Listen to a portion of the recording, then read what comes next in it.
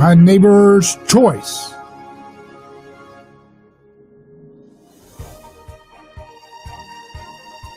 I'm David Gornoski, your host. Happy to be with you for our 5 o'clock hour show today across Tampa Bay and Orlando on FM and AM. We're happy to be together, solving problems, working together, neighbor to neighbor. If you want to hear partisan bickering, there's a million programs that would do that same cookie cutter, generic, vanilla thing over and over and over again. But if you want to get to the truth, you want to get to the meat of the matter, then you come to the right place, because we're going to solve things guided by principles first. We're not so interested in coming up with policy this and policy that. We want principles first. And then from there, we're able to have a conversation that's guided by ethics, guided by proper aesthetics, a desire to promote beauty and goodness, virtue and the truth. Those are all things that we should all admire together. And it's something that we can all kind of instill in our conversations by the way we act.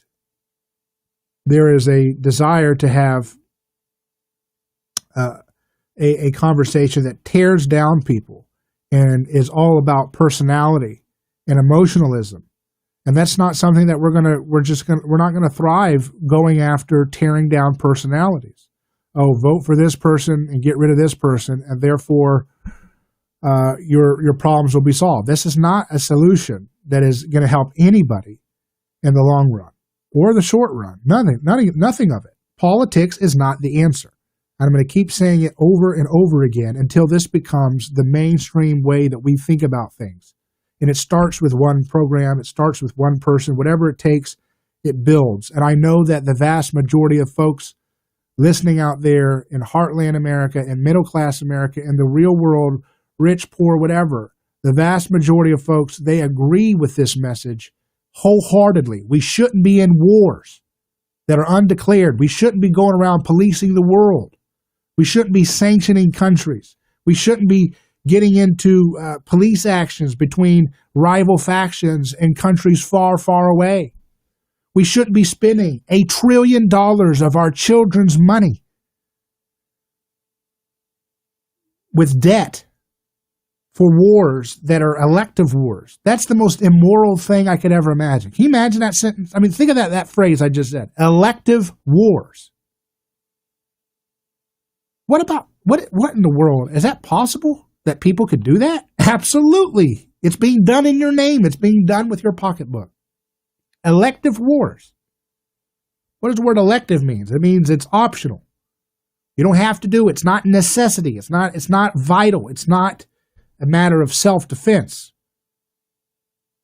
It's not a matter of self-defense. It's a matter of election. You just choose to elect folks, and then they choose to elect to go to war. Don't have to. It's not a life or death thing. You're not going to, cease to exist as a country if we don't go after Yemen or Syria or Iraq or Iran or Russia. All these campaigns of whether it's soft aggression with trying to destabilize their region or destabilize them internally with covert operations, whether it's sanctioning them and destroying innocent people just like you and I, just trying to live their life. Many Christians in Syria and Iraq totally decimated because of our policies of arming and supporting radical groups and brutal groups. That's what you get with elective war. You don't hear about that right now. That's not on the season menu for today's episode of Politics. We've been having all these different, we had pandemic season. That was a very long season, right? Man, that was a big epic in terms of how the media used that moment to stoke such a hysterical narrative for so long and get it wrong so long, and to get it wrong on every step of the way, and to trivialize the real problem of illness, and to lie about the foundations of immune systems, which is proper nutrition, which is basically the opposite of what government subsidizes with your money and what government subsidizes with nutritional science.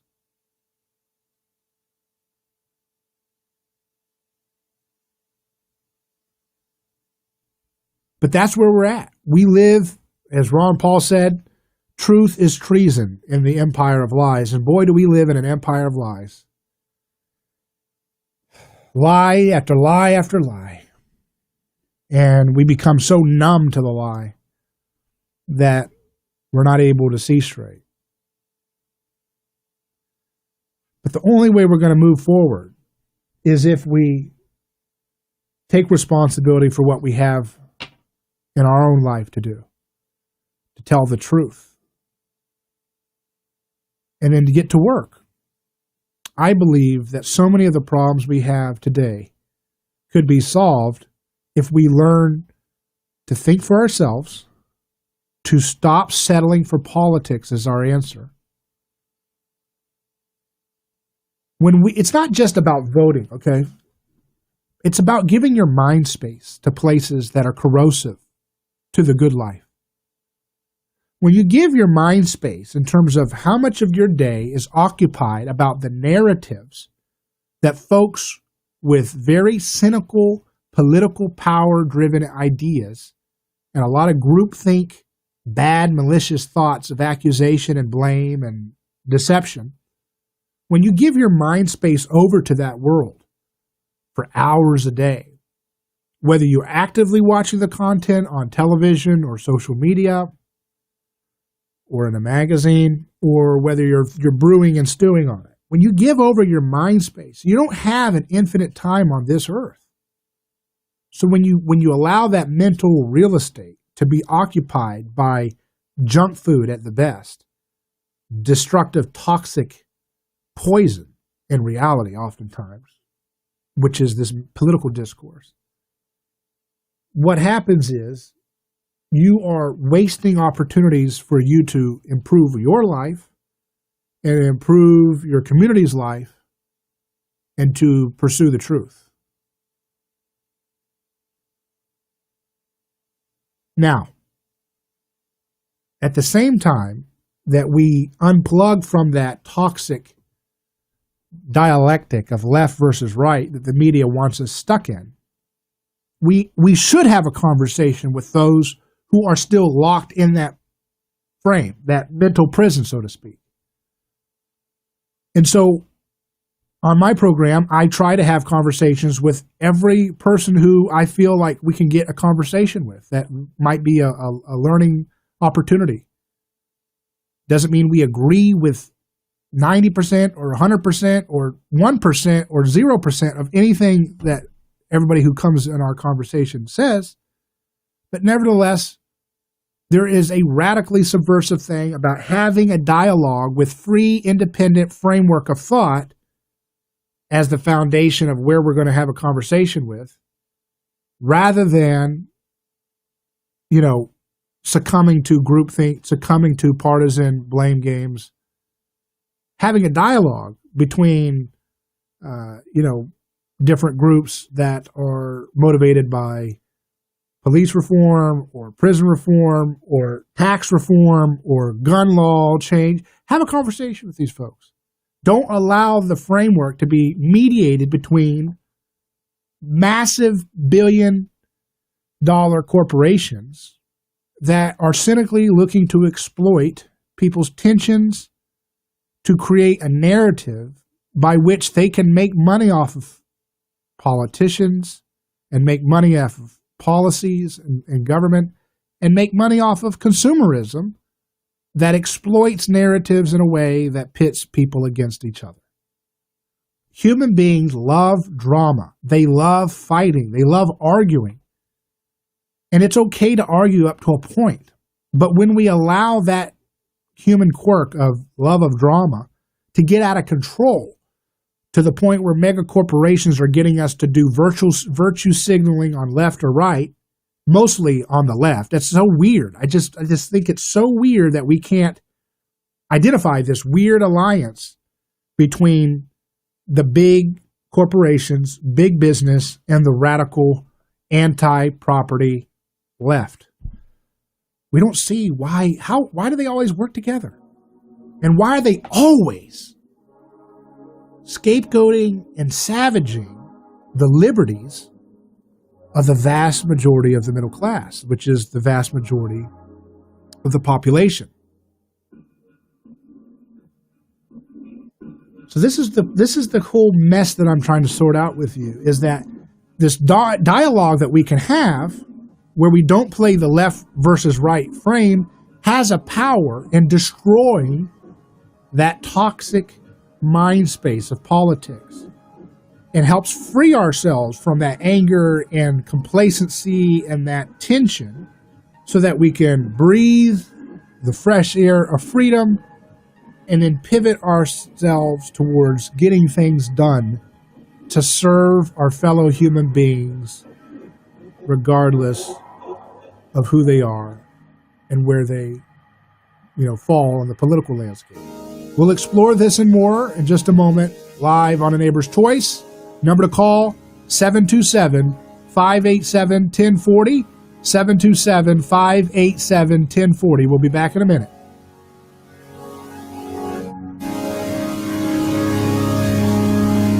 A lawsuit is not something that anyone looks forward to. It can be devastating. There is a law firm in Tampa Bay that will keep you informed throughout the entire process. That law firm is Catania & Catania.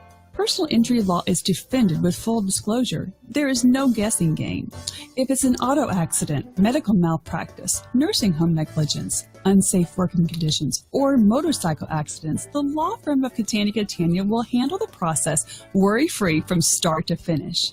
Many victims do not even realize that they can claim compensation for their loss until they talk to Catania & Catania. They only represent private individuals and treat every case as if it's going to trial. Putting families first is more than just a slogan. It's their way of practicing law. It's a commitment to you. Remember, they don't get paid if you don't get paid. So go to CataniaCatania.com, award-winning over 28 years and family first. Catania & Catania, personal injury, auto accident, and motorcycle accident attorneys. United we stand. That's never been more important than it is today. Now you can show your commitment to our president and the nation with the limited edition Trump 2020 American Eagle Silver Dollars. Show your support with the limited edition American Silver Eagles, specially priced from government.com. Just call 1-800-571-6468. Hold the weight of democracy in your hand with new, perfect, uncirculated condition Silver Eagle coins. These historic coins, signed into law by Reagan, have been America's money since 1986. To secure your new limited edition Trump 2020 American Eagle Silver Dollar coins, call 1-800-571-6468. Call now and we'll give you a free Trump 2020 Patriots Pack, including a Declaration of Independence commemorative and 5 Lincoln cents when you order. Call now to secure your silver dollar coins, plus get your free Trump 2020 Patriots Pack, valued at over $10, free with every order. 1-800-571-6468. That's 1-800-571-6468. It's a beginning again. This is Greg C. True Acts with On the Point. The new beginning for America's space program has arrived. It was the launch by SpaceX of a private spacecraft from the Kennedy Space Center, the first private company to launch astronauts into orbit. May 5th, 1961 dates the beginning of an American in space. 59 years ago, school children in Florida who watched on black and white television sets the 15-minute flight of Alan Shepard could only imagine what was next. President Kennedy put America's imagination about space into words with his audacious goal, later met, to put a man on the moon. Today, the perfect launch of the commercially built and operated Crew Dragon spacecraft showcases for the entire world the power of American free enterprise and our unmatched entrepreneurial spirit. This is Greg C. Truax.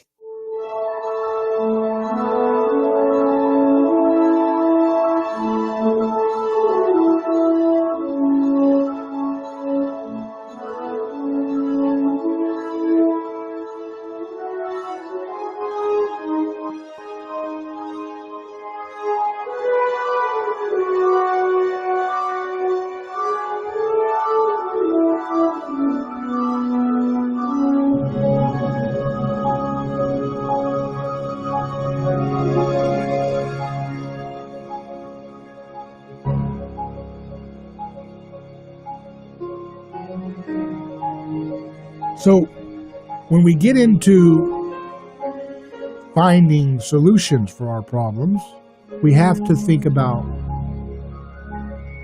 the reality of politics first, which is that if we vote to get our voices heard as our primary thing. And before that, if we give so much of our mental space and our energy to thinking about the negative drama of political left versus right games in the media, then we're wasting and squandering our time and squandering our potential. It doesn't mean you totally ignore it.